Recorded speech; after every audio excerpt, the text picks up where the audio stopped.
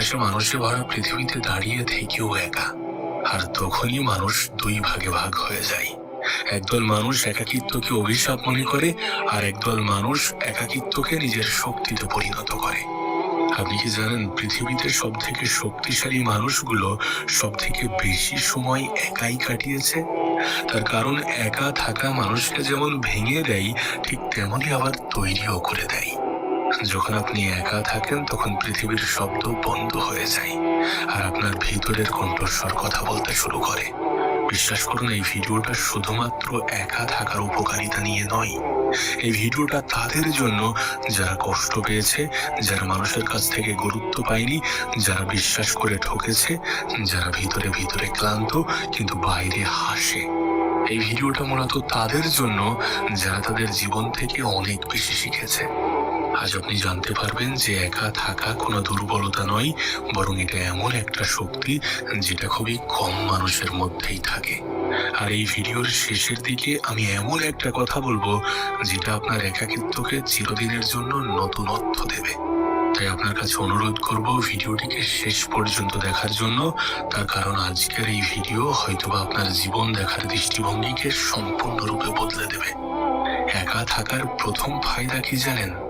আপনি নিজেকে চিনতে পারেন। মানুষ তার সম্পূর্ণ জীবন অন্যদেরকে ইমপ্রেস করতে ব্যস্ত থাকে। কি আমাকে কি ভাবলো, কি আমাকে পছন্দ করলো, কি আমাকে গুরুত্ব দিল, এই সমস্ত জিনিস নিয়ে মানুষ সব থেকে বেশি ভাবে। আর এই সকল চিন্তা করতে করতেই একটা মানুষ নিজেকেই ভুলে যেতে শুরু করে। এইসব চিন্তা করতে করতে একটা সময় মানুষ নিজের আসল সত্তাকেই হারিয়ে ফেলে। কিন্তু যখন আপনি একা থাকেন তখন প্রথমবার আপনি নিজের সাথে সময় কাটান। আর নিজেকে চেনার জন্য সব থেকে প্রয়োজনীয় জিনিস হচ্ছে এটা, যে নিজের সাথে সময় কাটানো, নিজেই নিজের সাথে কথা বলা, নিজেই নিজেকে প্রশ্ন করা, নিজেই তার উত্তর করা, নিজের বিষয়ে খোঁজ নেওয়া, নিজেকে নিয়ে পরিকল্পনা করা। আমি একটা কথা প্রায়ই বলি যে এই পৃথিবীতে যে কোনো মানুষের জীবনের প্রথম সফলতাই হচ্ছে নিজেকে চেনা। নিজেকে চেনার মতো বড় পাওয়ার এই পৃথিবীতে আর কিছুই নেই।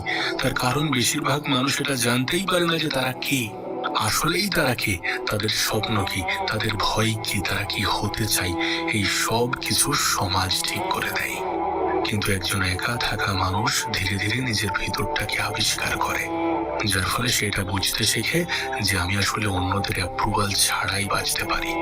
আপনি যখন সারাক্ষণ মানুষের মাঝে থাকেন তখন আপনার মাইন্ড কিন্তু কখনোই সাইলেন্ট থাকে না, কিন্তু সাইলেন্স মানুষকে গভীর করে, আর গভীর মানুষদেরকেই পৃথিবী রেসপেক্ট করে।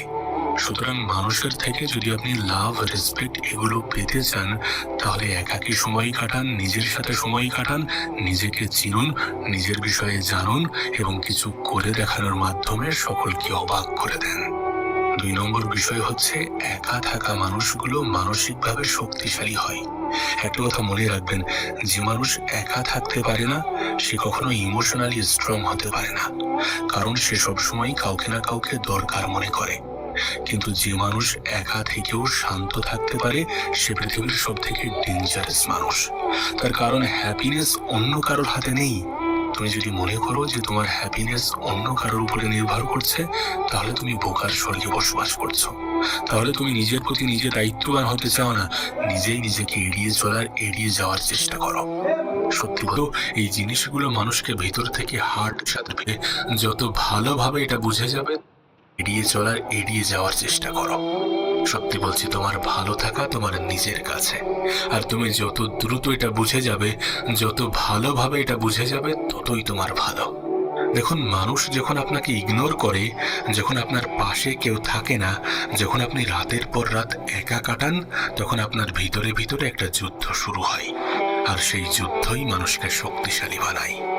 একবার ভেবে দেখো, একটা গাছকে যদি সবসময় প্রোটেকশন দেওয়া হয় তাহলে সেটা দুর্বল হতে থাকে, কিন্তু ঝড়ের সাথে লড়াই করা গাছের শিকড় সবসময় শক্তিশালী হয়। মানুষও ঠিক তাই। কষ্ট, নিঃসঙ্গতা, একাকিত্ব এই জিনিসগুলো মানুষকে ভিতর থেকে হার্ড করে, মজবুত করে, শক্তিশালী করে। তাই যদি কখনো কষ্ট, নিঃসঙ্গতা, একাকিত্ব এগুলো তোমার জীবনে আসে, তাহলে এগুলোকে যেন নিজের অভিশাপ মনে করো না। তার কারণ এগুলো তোমার কাছে উপহার স্বরূপ।